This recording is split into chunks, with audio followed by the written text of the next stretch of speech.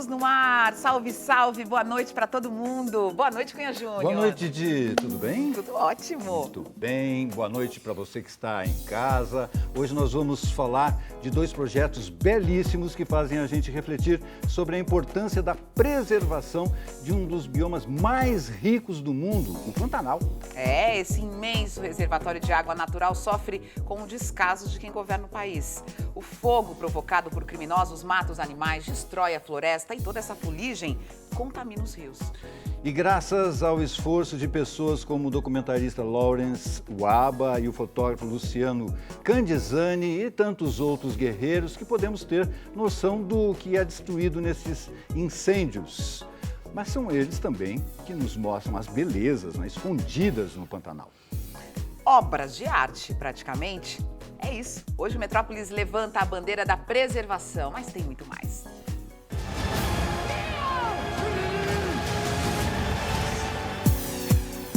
Contagem regressiva para a estreia de Matrix Resurrections. A continuação da trilogia faz muito mais sentido no mundo em que vivemos hoje.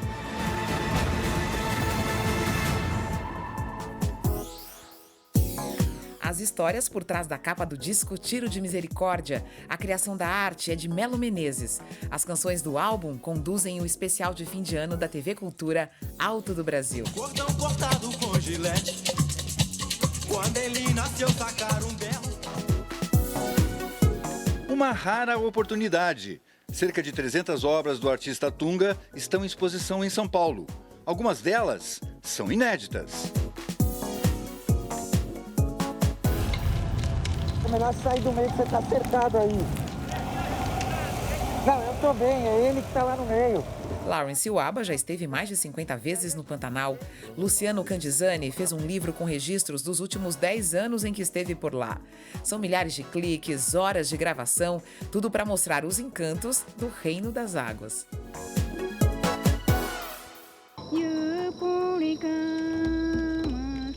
Eu tô acompanhando o pessoal do Corpo de Bombeiros e de repente surge fogo embaixo dos nossos pés. E aí a gente entende como é que as onças se queimaram. Bem-vindo ao programa Metrópolis, Lawrence Waba. De qual parte desse país você fala conosco? Como não poderia deixar de ser, estou falando com vocês do Pantanal, diretamente aqui do Instituto Homem Pantaneiro, em Corumbá, às margens do Rio Paraguai. Aqui na Nova Dourada estamos com um problema urgentíssimo de fogo aqui. Esse filme, na verdade, ao contrário de todos os projetos que eu fiz na vida, ele nasceu com vida própria. Ele nasceu junto com a pandemia de Covid. E a gente estava aqui em março de 2020, na região da Serra do Amolar, quando chegamos numa determinada fazenda, e recebemos a notícia de que havia sido declarada uma pandemia. Mas, para resumir a história, quando esse aviãozinho nos tirou do Pantanal, era março, época de chuva, época da estação cheia, e a gente viu dezenas de focos de incêndio. Então eu percebi que havia algo muito errado acontecendo e, sem querer, eu estava no lugar certo, na hora certa, e desse aviãozinho documentei com a minha câmera os primeiros focos do que viriam se tornar os piores incêndios da história do Pantanal. E tinham paredes de fogo de 60, 70 quilômetros. Aí não existe força humana que controle 70 quilômetros de fogo. Quando eu vi a proporção do que estava acontecendo no Pantanal, eu percebi que não tinha opção. Comecei a fazer um filme sobre esse pesadelo que foram os incêndios do Pantanal e sobre a corrente de solidariedade que se formou, veterinários, biólogos, principalmente moradores locais pantaneiros, servidores públicos, militares, anualmente costuma queimar 8% do Pantanal. Esse ano que a gente está agora de 21, que é um dos mais secos da história, queimou 10%. Mas no ano de 2020, que é o que o filme trata, chegou a queimar 26% do bioma. Então foi uma tragédia sem precedentes que o filme mostra de dentro. Cemitério, cara, gente, o que aconteceu com o Pantanal? Dizem que o ser humano aprende pelo amor ou pela dor. Eu sempre dediquei a minha carreira a, pelo amor às belezas da natureza, sensibilizar as pessoas para a necessidade de preservá-la. Mas nesse filme eu caí dentro da história. Eu falo que é o filme que eu gostaria de não ter feito. Você andando pelo Pantanal hoje, você ainda muito do que você viveu ano passado está presente? Que alerta é esse que Jaguaretiabá traz pra gente? A natureza está brava, está cansada e quer dar resposta que chamamos chicote. Na verdade, estamos levando chicote por não cuidar da terra que habitamos. O Pantanal ele tem a área de Suíça, Holanda e Portugal somados. E o ano passado queimou praticamente uma Suíça em território. Imagina que as cinzas dessa Suíça incinerada foram para as águas, que são a base de todas as formas de vida. Aquele Pantanal que a gente viu em 2019 pode vir a demorar 20, 30 anos para ele estar novamente naquelas condições. Então as cicatrizes estão aí, mas o aprendizado também.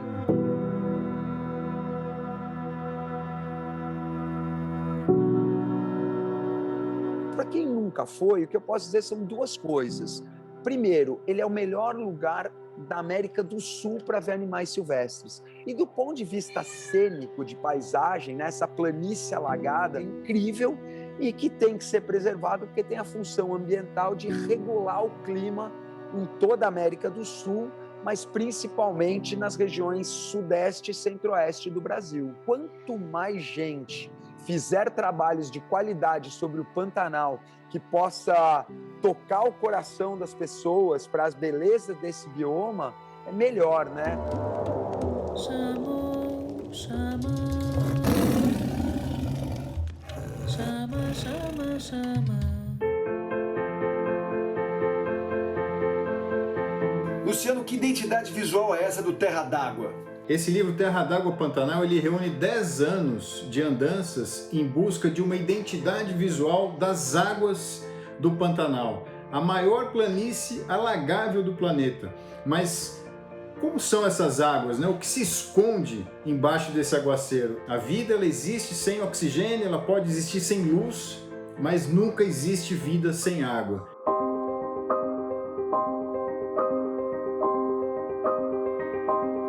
Essa abordagem na linha d'água, né? Essa abordagem que traz ao mesmo tempo, né, simultaneamente, na mesma composição, ambiente aéreo e ambiente aquático, eu acho que ela vem da minha ligação com esses ambientes no mar e na água doce também, que é transitar exatamente por essa fronteira. Eu acho sensacional essa fronteira ali onde começa a água, onde a luz penetra, onde a vida é muito abundante. Ela me permite contextualizar, quer dizer, aquela vida toda no ambiente subaquático com a localização geográfica, com a caracterização do ambiente.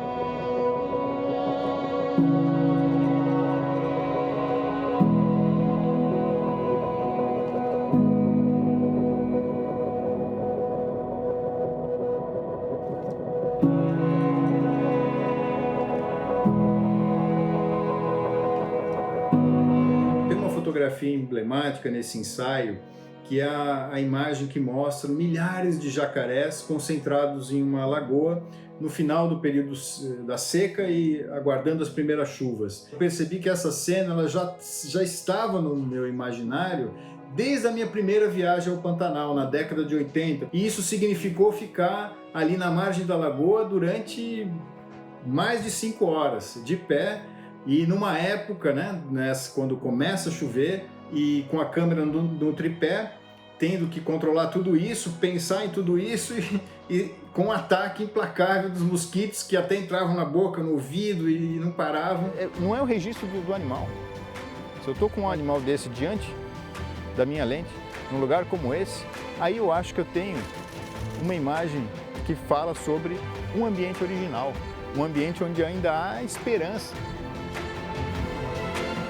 A responsabilidade do documentarista, ela não termina na produção da fotografia, né? Eu acho que ela começa nesse momento. Então a gente é algo que quando se envolve com uma história dessa, ela não tem fim, ela vai se prolongando. Eu contei uma história e eu tenho uma responsabilidade agora com os desdobramentos que ela que ela pode ter, que ela vai trazer e que ela já vem trazendo.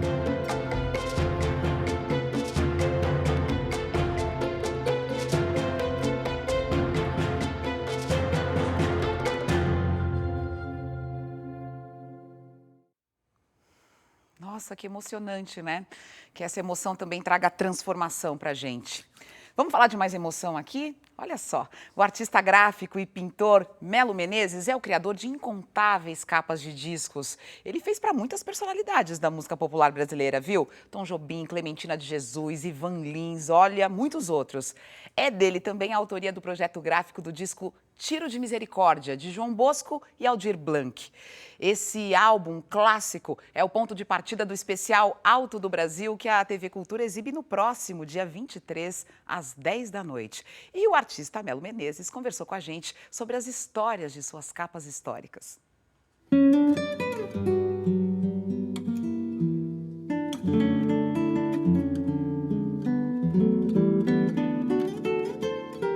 Sou Melo Menezes, pintor e artista gráfico.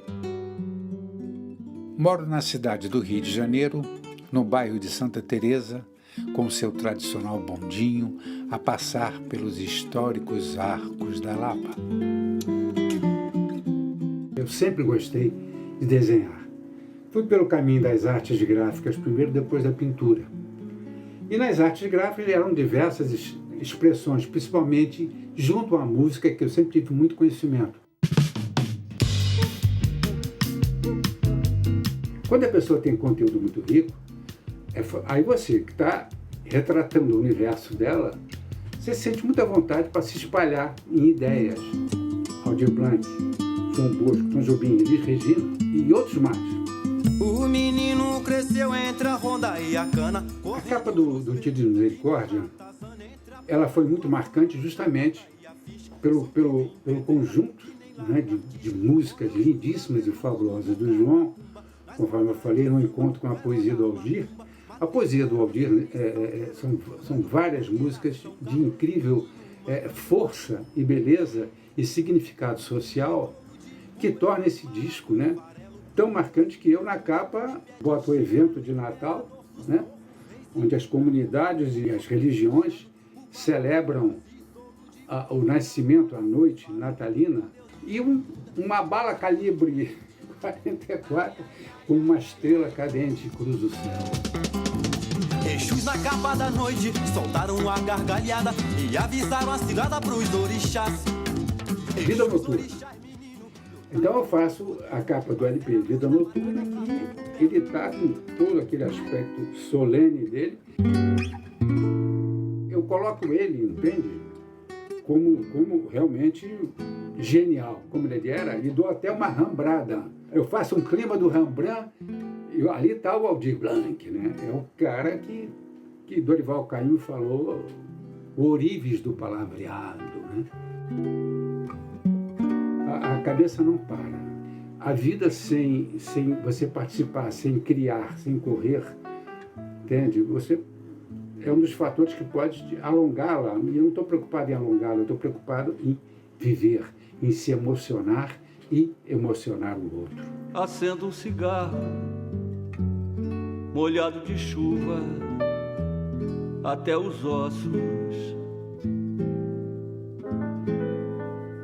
E alguém me pede fogo. Que demais! Então anota aí na sua agenda, o especial de fim de ano da TV Cultura Alto do Brasil vai ao ar no dia 23 de dezembro, às 10 da noite. É um projeto de música, de dança. Poxa, eu também estou nessa equipe aí, que honra participar. Foi uma oportunidade, vai ser uma oportunidade de homenagear Aldir Blanc, um dos nossos maiores compositores. O Aldir morreu, vítima de Covid-19, e essas canções trazem o Brasil de ontem e de hoje. Vamos falar de cinema agora? Tem um festival que a gente gosta tanto, Metrópolis acompanha tanto, que é o Festival de Cinema Latino-Americano de São Paulo. Um festival que esse ano começa hoje, vai até o dia 17 e traz mais de 30 filmes. São 38 filmes, longas, curtas também, para a gente entender essa cinematografia aqui da América Latina. Poxa, se aproximar dela, se apropriar dela, se identificar. É só você olhar na programação, tem tem filmes muito legais, estreias acontecendo. Tem um destaque, e eu queria falar desse destaque para vocês. É um documentário sobre uma das nossas grandes escritoras, Clarice Lispector. Essa escritora que chega para a gente trazendo uma literatura que comove a gente, mas ela também tem um mistério, né? Ronda um mistério aí na sua vida. Então, tão bom a gente poder mergulhar nesse universo da Clarice. Dá uma olhadinha. E um dia virá. Sim, um dia virá em mim a capacidade tão vermelha e afirmativa quanto clara e suave. Um dia o que eu fizer será cegamente, seguramente, inconscientemente, pisando em mim, na minha verdade, tão integralmente lançada no que fizer que seria incapaz de falar. Sobretudo, um dia virá em que todo o meu movimento será criação, nascimento, e eu romperei todos os nãos que existem dentro de mim. O documentário é da pernambucana Tassiana Oliveira, e aí ela entrevistou muita gente, muitos amigos da Clarice, o filho, pessoas que conviveram com ela, artistas. E também, o que eu acho muito interessante é que a voz da Clarice está muito nesse documentário. Tem algumas entrevistas inéditas, sabe? Entrevistas que ninguém tinha ouvido e puxado ainda, e ela vai conduzindo, sabe? A Clarice vai conduzindo a gente. E fala muito sobre a criação artística, essa chama. Tem uma frase da Clarice no documentário que eu acho maravilhoso, que ela achava, a Clarice conta, que achava que os livros eram tipo plantas, nasciam assim como as plantas, como os bichos. Ela achava que os livros nasciam. E quando ela descobriu que tinha um escritor por trás daquilo, que ela achava que nascia na natureza, ela disse, eu quero ser escritora. Que bom que você foi escritora. Tá aí, olha, o filme vai passar só em um dia aqui no festival, dia 14 de dezembro, às 7 horas. Vale muito a pena, Cunha Júnior. Com certeza. Eu já estou fazendo a minha lista de filmes que eu quero assistir, porque está imperdível realmente. Vamos começar amanhã e vai até o dia 19 de dezembro, o Festival Internacional de Cinema Infantil. São mais de 70 títulos entre filmes e séries. Um dos destaques é a pré-estreia da animação Tarsilinha, que conta a história de uma menina que embarca numa jornada fantástica para recuperar a memória de sua mãe. Então, entra aí no site do festival para ficar por dentro de toda a programação. A gente volta daqui a pouquinho, depois do intervalo. Eu tenho bares novos, Tacileca, é a 8 da moda, leco, um sapato cada vez. Leva na mochila, coragem sem fim. Leva na mochila, coragem sem fim.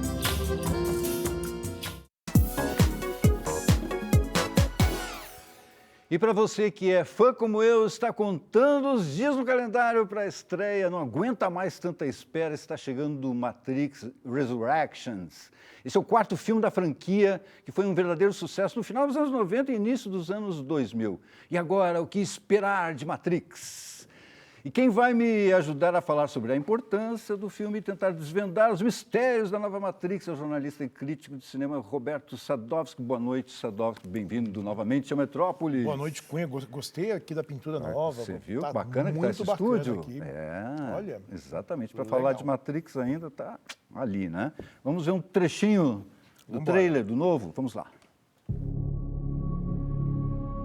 We can't see it. But we're all trapped inside these strange repeating loops.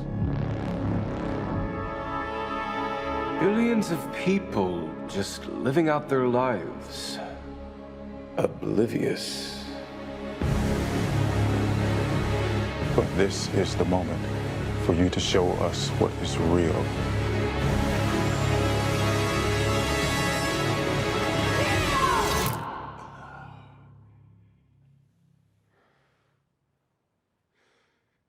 I remember this. É um déjà vu, tão preso num looping. Nossa, eu quero saber das suas teorias, Sadowski, daqui a pouquinho. Antes a gente vai falar um pouquinho da importância do Matrix lá em 99, né? O que mudou com o Matrix em 99? Cunha, mudou tudo, absolutamente tudo. 99, né, a gente lembra, era o ano da volta de Star Wars, né, Ameaça Fantasma, então todo mundo estava muito vidrado em ver o que ia acontecer com Star Wars. E de repente veio o Matrix e foi uma marreta, assim, na indústria, porque as pessoas foram pegas de surpresa com um filme de ficção científica que falava tanto sobre as angústias das pessoas naquela virada de século, virada de milênio e tal, ao mesmo tempo que era tudo muito amarrado num filme de ação que ninguém tinha visto nada parecido em muito tempo. Então, assim, tinha muita influência. Com aqueles efeitos, bullet time, tudo, aquela coisa, né? Tudo muito inovador, né? Tudo muito novo. E tudo amarrado em filosofia, tudo amarrado em literatura cyberpunk, em anime, em Blade Runner, em história em quadrinhos, né? Então, quando as Wachowski chegaram, né? A Lana e a Lily Wachowski, ficou todo mundo assim, de onde veio, né? Porque tinha um filme só. Ligadas pelo Desejo, né? E que era um thriller urbano, né? Um mistério, tal, um filme policial. Filme de $6 milhões, baixíssimo orçamento. Mega barato e, de repente, aquela paulada que foi o Matrix. Eu lembro que eu fui para Nova York assistir Star Wars, né? Na estreia, e eu passei uma semana lá, e o tempo livre que eu tinha, eu falava, quer saber, eu acho que eu vou ao cinema ver Matrix de novo. Eu devo ter visto umas 4 vezes mais em uma semana que eu estava lá. É ridículo, mas eu fiz isso. Eu não vi tantas vezes em Nova York, eu vi várias vezes aqui em São Paulo mesmo. Né? Você acha que Matrix tem muito mais a ver com o mundo que a gente está vivendo hoje? Porque em 99 a internet estava engatinhando, não tinha metaverso, não tinha realidade aumentada, etc. Hoje não tinha smartphone. Não tinha smartphone. Hoje nós estamos mais preparados para Matrix? Eu não sei se a gente está preparado, mas a gente está meio que chegando lá. O salto tecnológico foi muito grande, né? A gente pensava da rádio para a TV, da TV para o cabo, foram anos, às vezes décadas, né, de evolução. De 99 para cá, as coisas que a gente tinha eletrônicas em 99, hoje é tudo obsoleto. Absolutamente tudo, nada vale. Eu tenho um iPhone 1 guardado numa gaveta lá, que uma amiga falou para mim, nossa, eu vi seu telefone no museu em São Francisco. E eu assim, obrigado. E não serve para nada, né? Porque absolutamente nada mais liga nele. Então, eu acho que talvez hoje a gente está tão ligado na velocidade que Matrix sugeriu para a gente, né? E a realidade que talvez vá muito além daquilo que está na frente dos nossos olhos, que a gente não perceba os temas no subtexto da Matrix, né? Que a gente realmente tem que parar e tentar enxergar o que está acontecendo, tentar enxergar o grande quadro, né? Por trás das pequenas coisas. Sim. Então, talvez seja o momento perfeito para voltar ao filme. Evidentemente, você já assistiu aos 2 trailers. Dali você conseguiu pescar alguma coisa do que vai ser esse Matrix 4? Já tem alguma teoria? Zion não existe, faz parte da Matrix? Eu acho assim, eu acho muito curioso a gente voltar a esse filme agora, até porque no final do terceiro, né, não é spoiler que é um filme de 2003, tá? Então a gente viu que Neo tinha morrido, Trinity tinha morrido no mundo real. Então eu fiquei muito curioso para saber como esses personagens voltam. Eu tenho cá minhas teorias, eu acho que o loop sugerido na Matrix, ele realmente acontece, né?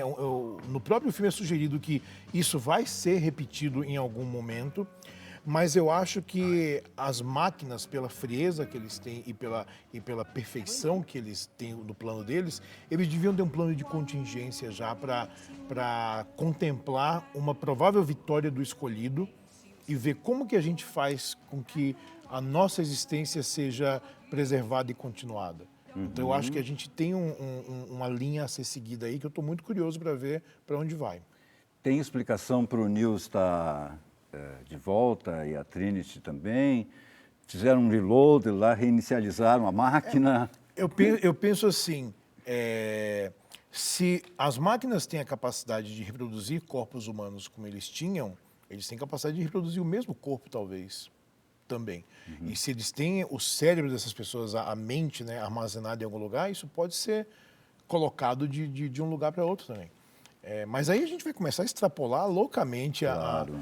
O que me impressionou é a escala que mostra no trailer, né? A gente vê as mesmas imagens reproduzidas, não tem nada muito novo ali, mas tem algumas sugestões de cenas de ação que eu fiquei completamente de queixo caído. E eu acho que se a gente teve uma evolução e uma revolução em 99, visual principalmente, né? Você falou do bullet time, que até comercial de TV usou depois, ficou super... Shrek. Tudo, ficou super batido e tal. Eu tenho certeza que a Lana Wachowski, a minha namorada viu o trailer e ela falou assim, me dá a impressão que alguém pegou uma carteira, abriu e falou, faz. faz o que você quer aí, porque tá na mão. Aham.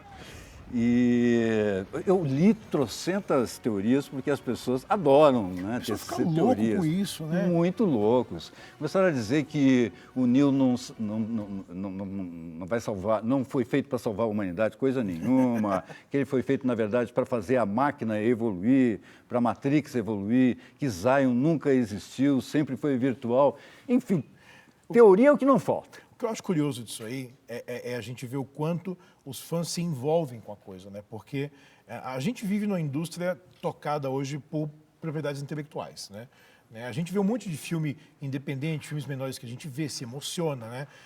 Que não fazem parte dessa grande máquina, mas a grande máquina tem que estar girando para poder permitir que os filmes menores existam. Então a gente tem Star Wars, Marvel, Velozes e Furiosos, Minions, né, um monte de coisa. E Matrix é uma marca que o estúdio meio que deixou parada por muito tempo, né? De 2003 para cá, o que teve de Matrix? Nada. Teve um jogo que foi descontinuado, quadrinhos que não foram mais publicados. Animatrix, né? Animatrix foi um pouco antes dos últimos dois filmes, né? Mas também não fizeram mais animações em cima e meio que deixaram a coisa descansar.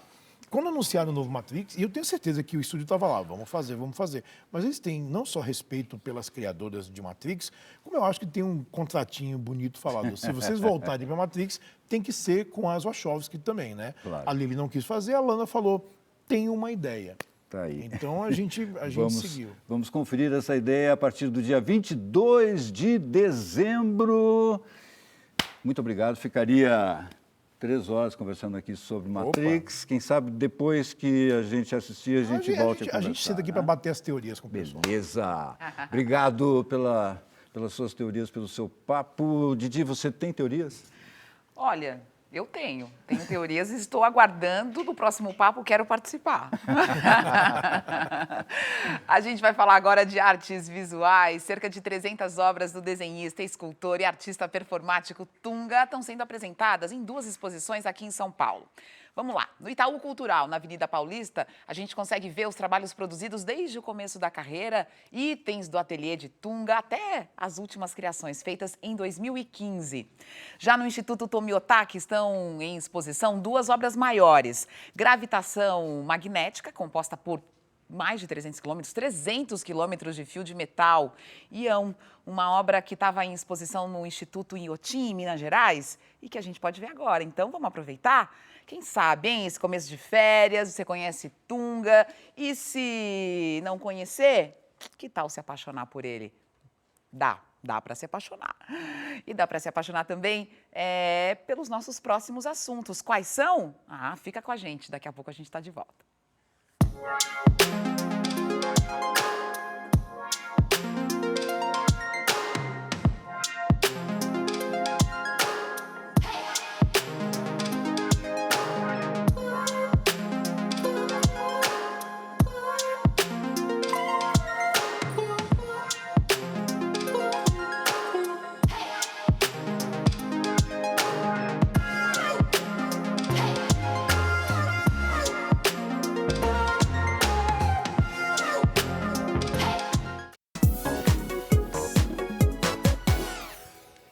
E depois de 6 anos como vocalista do grupo As Bahias, a cantora Açucena estreia em carreira solo. O primeiro show da Açucena acontece agora à noite, no Teatro Paulo Outram, no Sesc Pinheiros, aqui em São Paulo. E a Açucena decidiu fazer uma releitura de um disco icônico da Gal Costa. A gente está falando de Fatal, Gal a Todo Vapor, que este ano completou 50 anos de lançamento. A Açucena rebatizou como Rio e também Posso Chorar. O show integra a programação de comemoração do Fundo Brasil de Direitos Humanos, que há 15 anos luta por justiça social em todo o país. A gente ama a Açucena, é claro que a gente teve no último ensaio antes do show. É com imagens desse ensaio que a gente termina o programa de hoje. A gente se vê novamente na segunda-feira, às 7h20 da noite. Até lá. Olha, um ótimo fim de semana para todos vocês. Tchau, tchau. Tente passar pelo que estou passando. Tente apagar esse teu novo engano. Tente me amar, pois estou te amando.